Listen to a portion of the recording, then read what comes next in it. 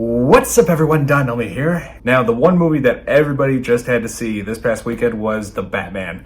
And I gotta say, I expected The Batman to be a great film, but I was proven that it's more than great. It is absolutely stunning, amazing. It's just everything I wanted to see in a Batman film. So the story is that Bruce Wayne has been Batman for about 2 years now. He's still pretty much just starting out, and has yet to earn the trust of Gotham City Police as a whole. Like, nobody trusts him. They're just like, oh, okay, this guy's just a vigilante getting involved with things that he shouldn't be involved with. It's a police matter. But the only person in the Gotham Police that's willing to work with him and trust him is James Gordon, who is played by Jeffrey Wright. And so Batman, Catwoman, and Gordon are working together to hunt down the psychotic Riddler, who is targeting all kinds of corrupt politicians and just unmasking the truth, as he puts it.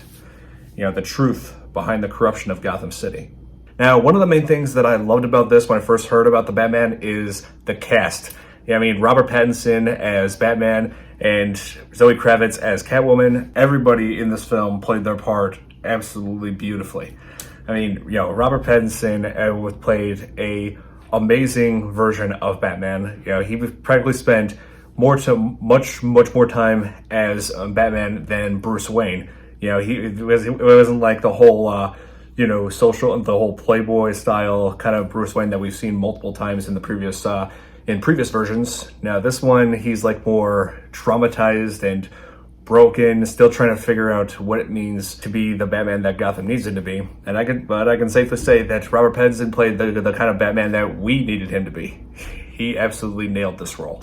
And I just admire how they're able to have us view him as this traumatized man trying to just avenge his dark and terrible past. And I love how they managed to depict him that way, despite not having that one particular part of his backstory where his mother and father were gunned down when he was a child. He witnessed his parents' murder. A scene that has been made and remade many times throughout these different Batman films.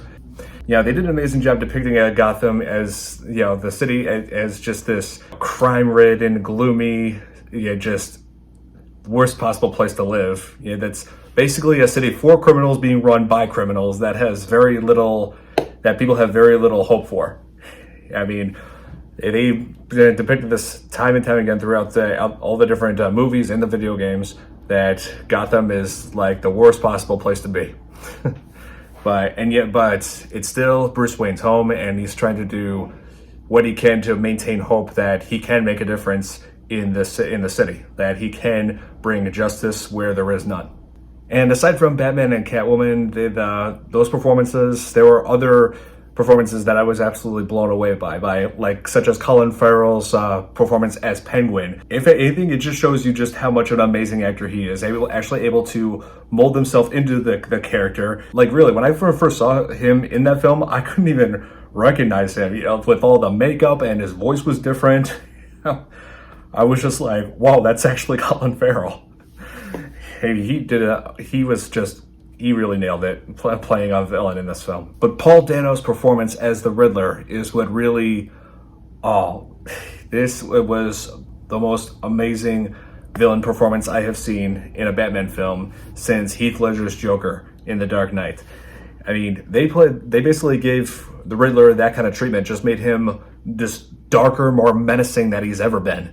Really, I've never seen a Riddler this serious. They made him like total, Zodiac Killer or Jigsaw. Those are the kind of vibes I was getting off of this when I was just seeing him on film. He wears a mask, and that's not something I don't think I've seen in any other previous Batman installments.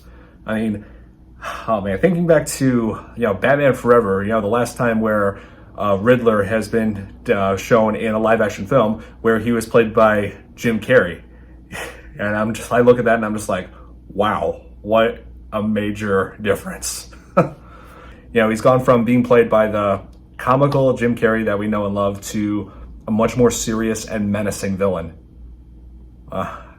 Words cannot express just how much I loved his performance. It was just absolutely, it's just a masterfully done villain performance that has to be seen to be believed.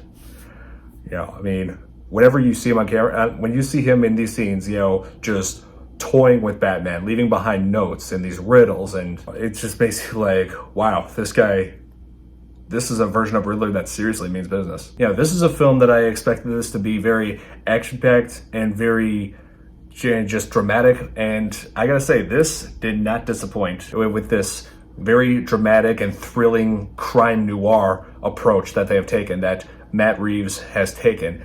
I mean, Matt Reeves has proven time and time again that he can create amazing work. Now, I think back to 2007, the very first Matt Reeves film that I've seen, Cloverfield.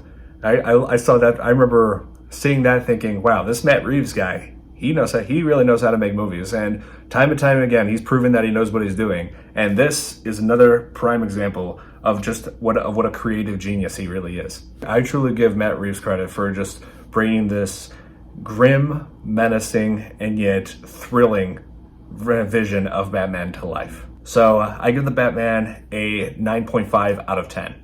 Guys, thank you so much for watching this review. Hit that like button and share if you enjoyed it. Subscribe to my channel for more, and I'll see you in the next video. Bye.